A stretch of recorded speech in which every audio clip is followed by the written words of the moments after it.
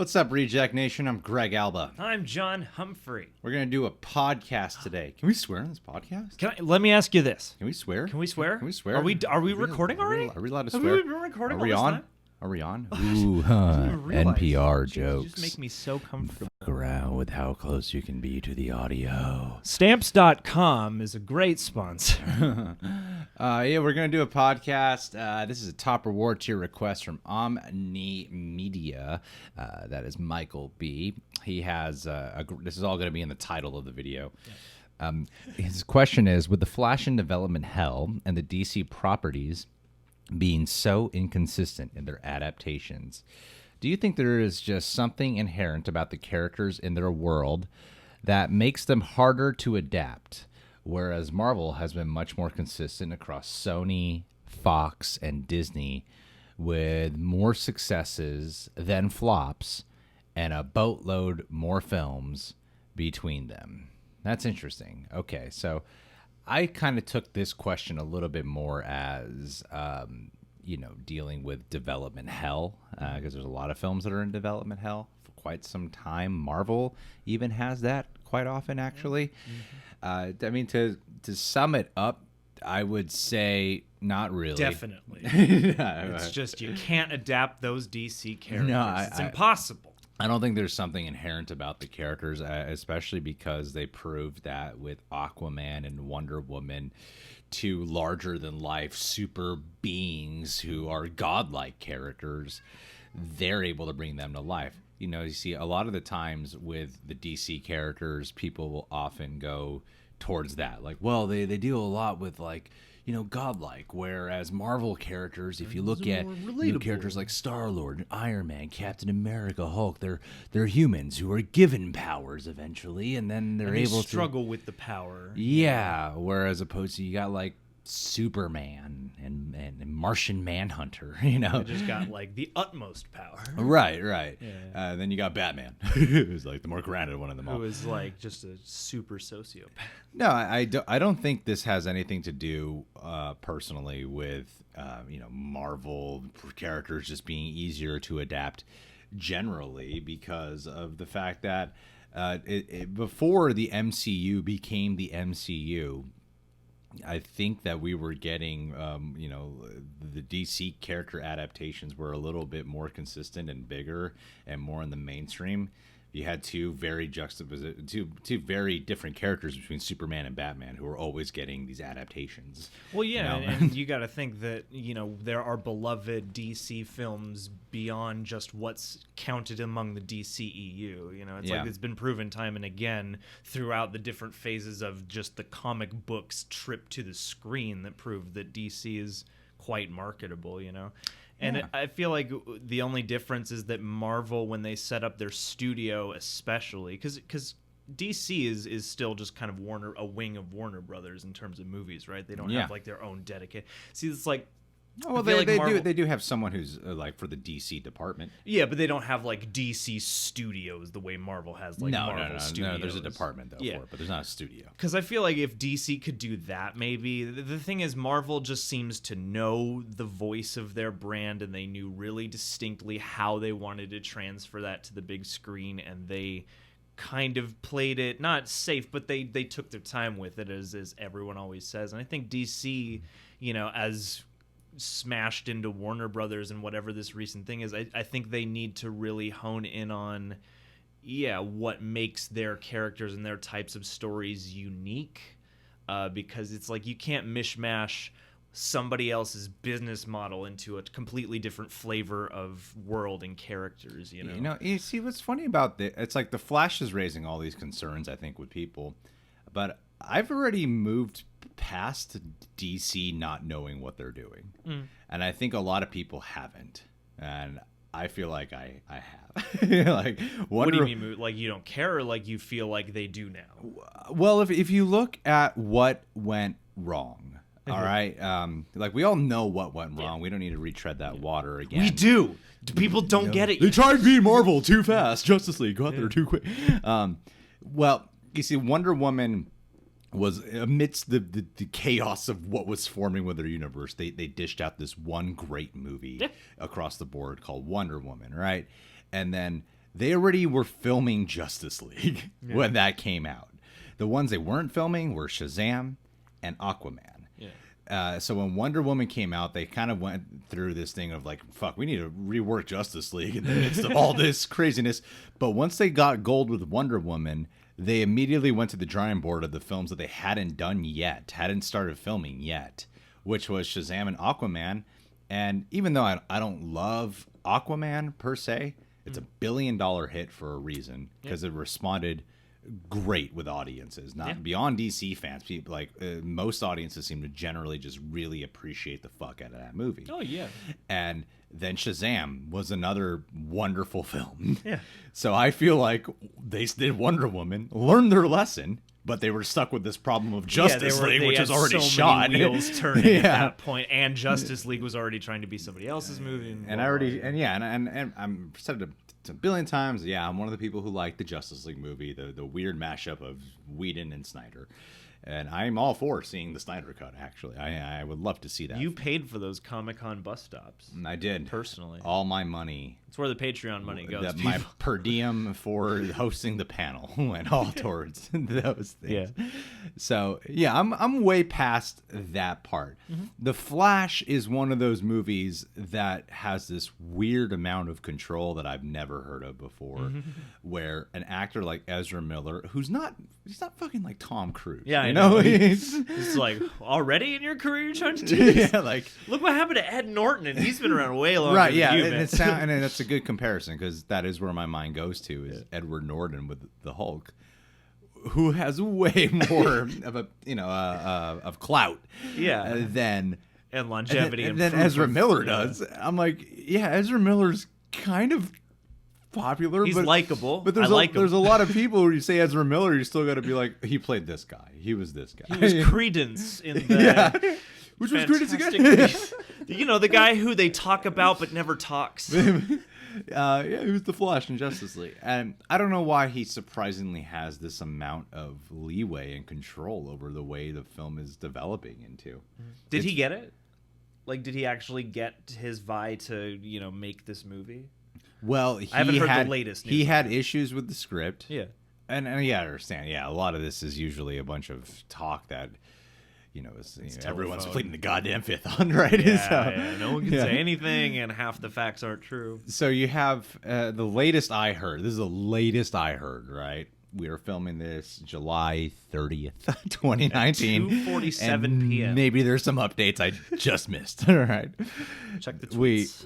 The latest I heard was Ezra Miller didn't like what was being pitched, so he wrote his own draft, and that has recently been denied to be adapted. Okay, that was the last I heard. And I don't know, is not John Francis Daly, the guys who did not Tag, the movie that doesn't look like Tag or wasn't Tag, Game Night. The guys who did Game Night, and Horrible Boss, are they still attached to this?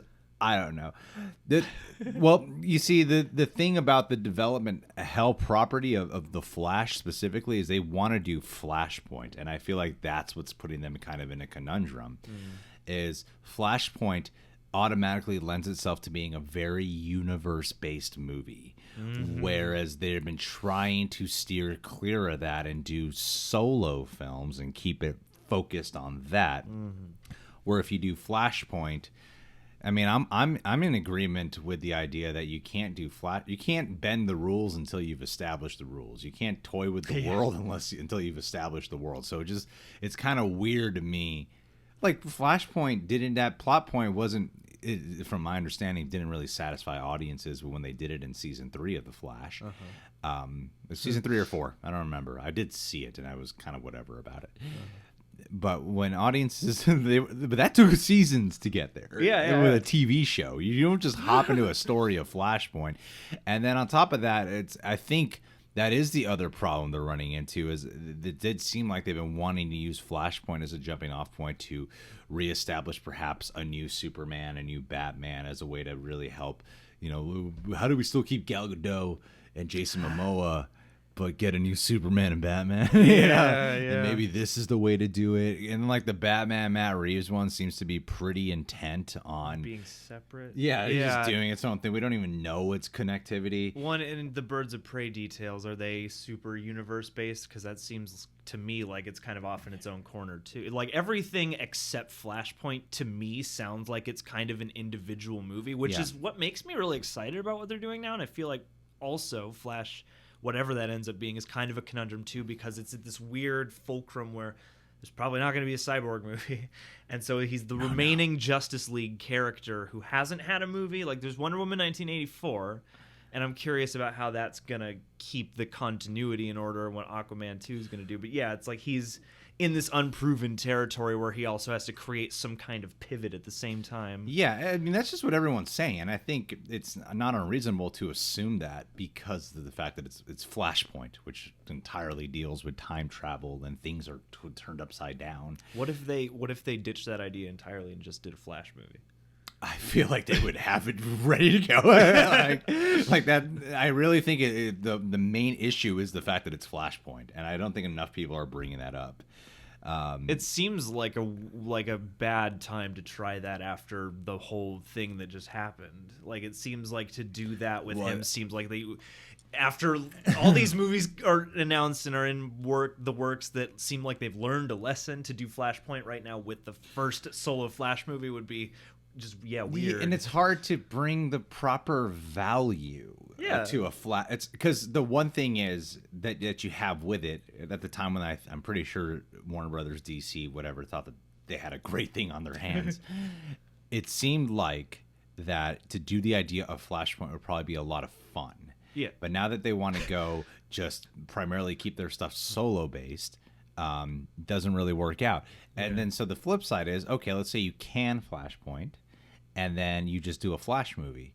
Well, the Flash show is already pretty fucking popular. Yeah, and seemingly pretty good at being the Flash. And they've nailed Barry Allen. Yeah.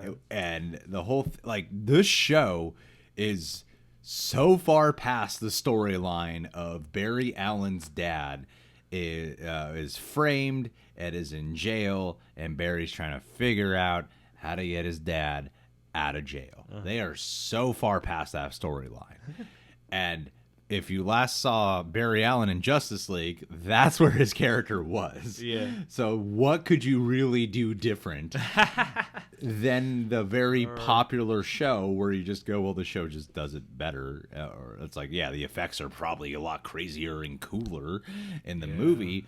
But it is just kind of like a remake. Yeah, and you see, the thing is, none of the other characters that are getting their standalone films have that issue.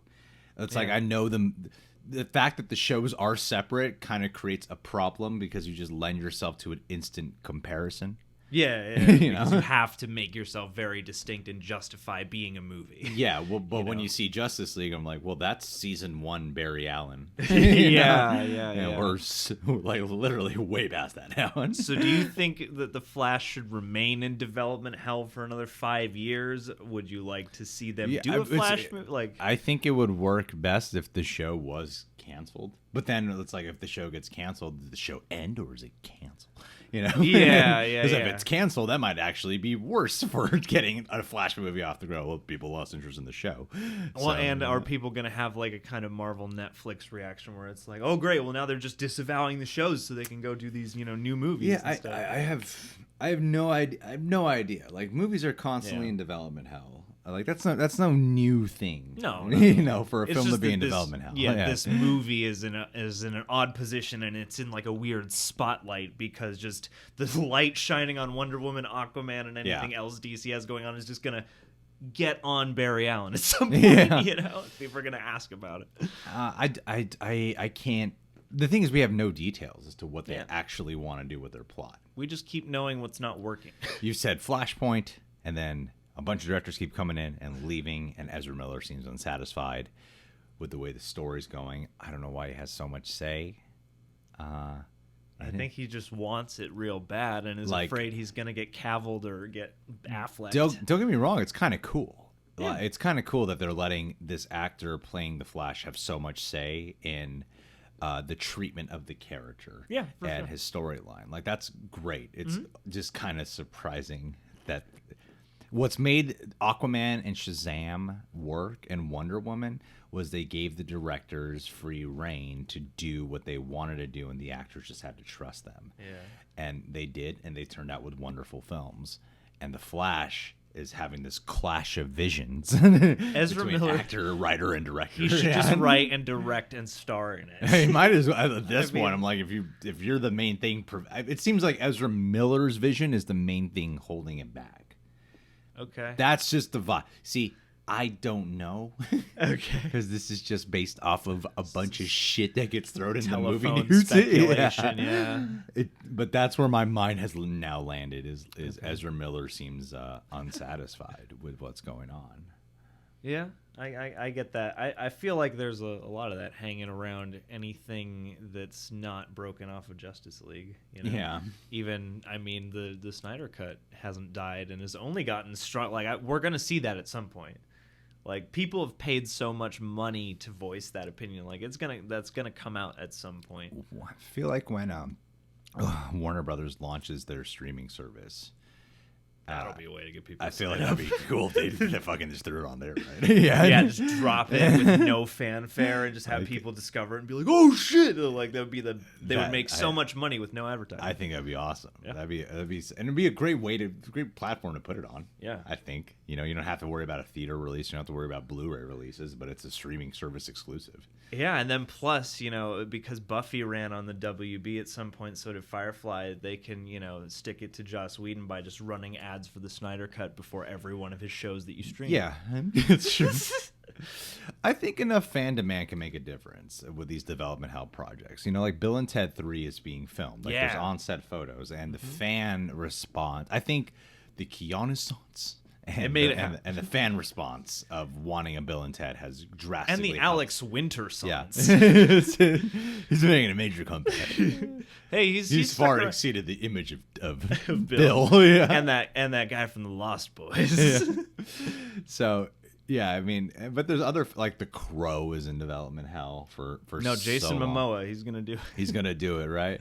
I mean, I found an article recently. I had it saved just in case we like Akira is another one. Yeah. Oh no, Taika Waititi, he's the guy. But like Sandman, I heard just got a Netflix, got picked up for Netflix and stuff. I believe So- that anytime you say that something gets picked up for a fill-in-the-blank streaming series, that is the new thing I believe might just happen. Yeah. Anything that's like a movie stuck in development hell, like I have no idea when we'll actually see The Crow, and I don't feel like it'll be for a while. And it seems almost like at a certain point they should just let these things die.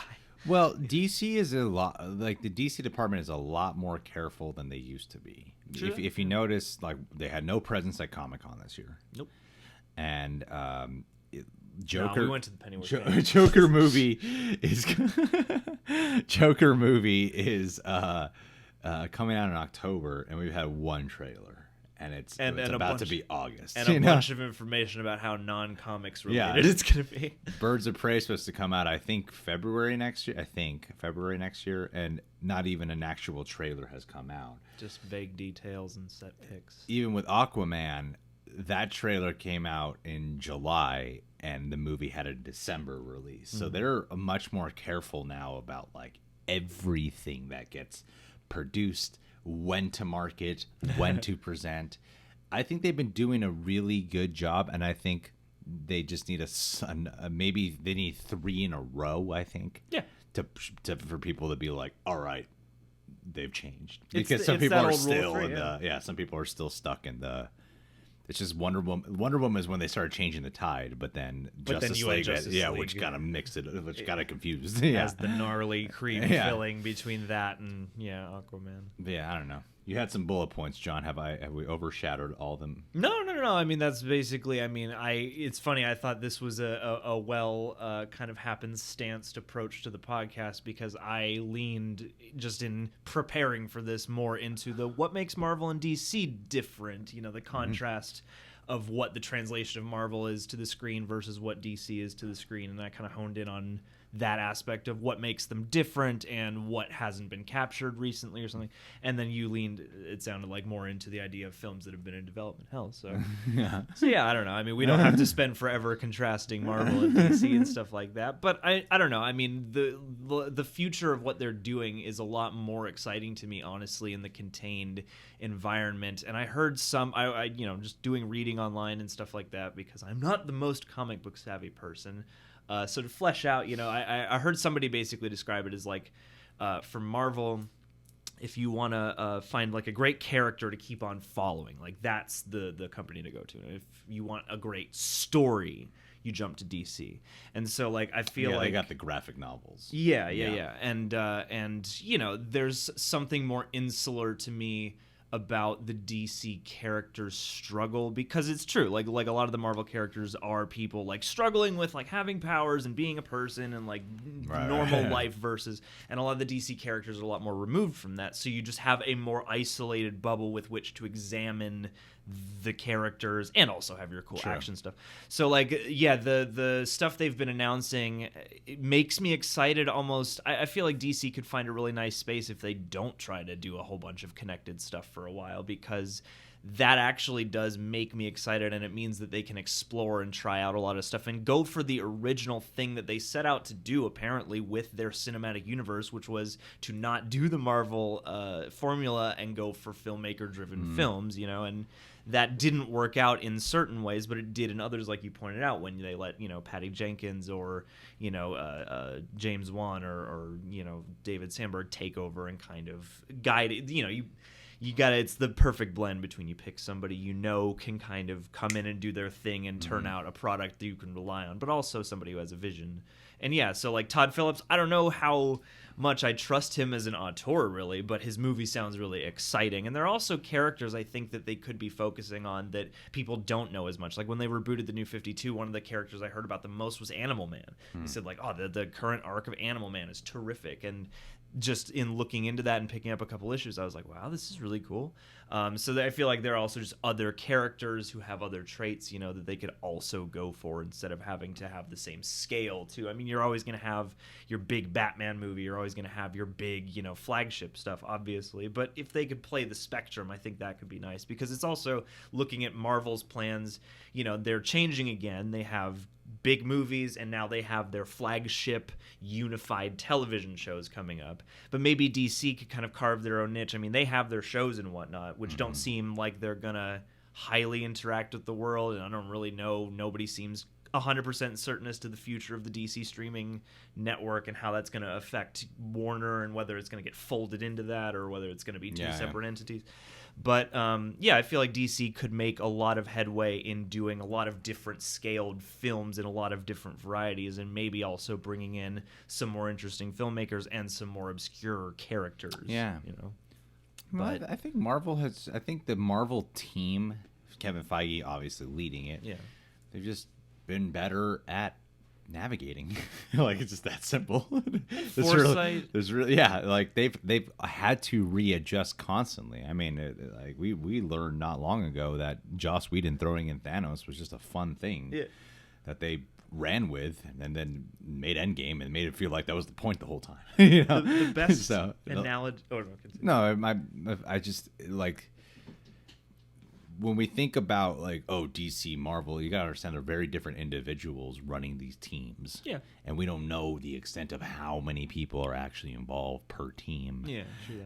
It's not just one person. It's usually it all falls on one individual's like, Zack Snyder, fuck him, or fucking Star Wars, Amy Pascal, Sony, but then Kathleen Kennedy, Star Wars, and then Marvel is Kevin Feige. So everyone just looks at them because they're the face of the team. But there's a bunch of so much that goes into a bunch of people working on this, and that goes into the decision making and the coordination between everything. And I think it's easy. I think it's obvious, because DC is not the only one guilty of it. It's very obvious. No, it's every other cinematic universe that's tried to start itself, except maybe The Conjuring. They didn't quite understand what made Phase 1 work so well. They immediately tried kind of hopping to end of phase 1, beginning of phase 2 right away with all these things. So well, that doesn't even seem so. I don't know. I don't know how these things break down, but again, it seems like DC's film entity right now isn't as autonomous as Marvel's maybe gets to be, and you're subject to also what Warner Brothers as a studio needs to do and what their bottom lines are. So, you know, I don't know. It would be nice to see a future where DC could just have its own studio, Marvel style. But well, guys, what do you Ted think? 3. Are you excited for? Are you excited for? God, it would have been great to have one of these just on the top of my head. The remake, the Beetlejuice 2. Beetlejuice 2. That's definitely coming out. Are you excited for that? Tim Burton's on a roll right now. You guys can subscribe to The Real Rejects. Click that notification bell. Tell us why you think The Flash is stuck in development hell. We'll catch you guys soon. Peace.